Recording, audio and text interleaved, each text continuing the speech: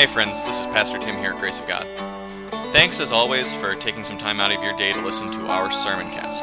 So if you've listened before, you know this feed usually features my Sunday messages.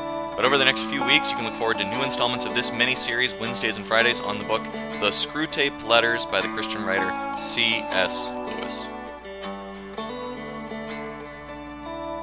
Hey friends, thanks again for joining us for the Screwtape Letters mini-series, and I've got a short one this time. It's a short letter.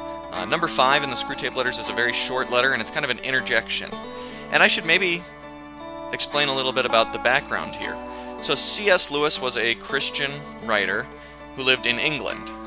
He served in World War I, and he was alive during World War II, and he did quite a bit of writing during World War II. Screwtape Letters was released during World War II, during 1942. He began writing it around a few years earlier. And at this point in letter 5, and this is something that kind of gives us a little bit of a framing for the book, World War II suddenly really breaks out. So we're talking 1939, 1940. The demons, in particular Screwtape, the younger demon, the one who's tempting the man, he's very excited. There's a war on. There's going to be so much suffering. There's going to be so much death. Isn't this an exciting thing? He's excited. He writes a letter to his uncle that's just bubbling over with joy and wonder. And his uncle writes him a letter back that says, "Okay, Screwtape, so here's something I can tell. You've not experienced this before." Well, Wormwood, the senior demon who's writing these letters of advice, says, "I have. And let me warn you, Screwtape, yes, certainly there is joy for us in war with death and destruction and suffering. But watch out.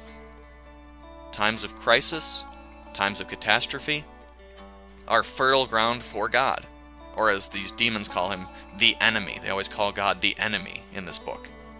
Crisis and catastrophe are fertile ground for the enemy of the demons. Why? Because people are looking for help, for answers, for eternity. Because during war, during crisis, during catastrophe, you recognize, wow, my life could end at any moment here.